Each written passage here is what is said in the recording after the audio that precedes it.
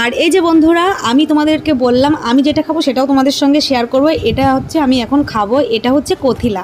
কথিলা অনেকটাই ভিজিয়ে ফেলেছি, বুঝতে পারিনি। যাই হোক, আমি কিছুদিন ধরে এটাই খাচ্ছি সকালে। প্রচণ্ড শরীর গরম আমার আর কি, ওই জন্য মাঝে সাঝে একটু কথিলা খাই, আর এখন কন্টিনিউ খাচ্ছি।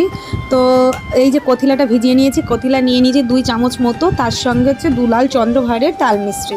এটা অনেকে আখের গুড় দিয়েও খাই, তো আমি মিষ্টি দিয়েই খাই বেশিরভাগ। আজকাল মিষ্টিটাও ভেজাতে ভুলে গেছি, তো তার জন্য খালি কথিলাটা ভিজিয়েছিলাম, মিষ্টি দিতে ভুলে গিয়েছিলাম, ওই জন্য এখন মিষ্টি দিয়ে একটু মিশিয়ে তারপরে খাবো। আর এর সঙ্গে একটু অ্যাড করব ঠান্ডা জল আর কি।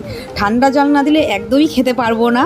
ঠান্ডা জল না দিলে একদমই খাওয়া যায় না, মানে যেই কথিলার যে একটা আঠার গন্ধ, সেই আঠার গন্ধটা আমি ঠিক নিতে পারি না। ওই জন্য একটু ঠান্ডা জল দিয়ে খেলে খুব ভালো লাগে। আর একদম পাতলা করে মানে খাবো। কথিলা খুব বেশি দেবো না, কথিলা দিলে গিলতে পারি না, ভেতর থেকে আবার যেন সব উঠে আসে, এরকম হয়। তো এটাই হচ্ছে সকালে আমি এখন খাবো। আর এইদিকে কিন্তু মাম্মামের দুধটা ইন্ডাকশানে বসিয়ে দিয়েছি।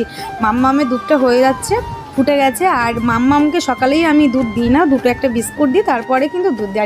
আর এইদিকে আমি কিন্তু হাজব্যান্ডের জন্য চাটা করে নিয়েছি, এবারে চাটা ছেঁকে হাজব্যান্ডকে দিয়ে দেবো। আর আমি কিন্তু খুব একটা চা খাই না, মাঝে সাঝে খাই। তো বাই, টাটা, এখনকার মতো। তোমাদের সঙ্গে দেখা হচ্ছে পরে।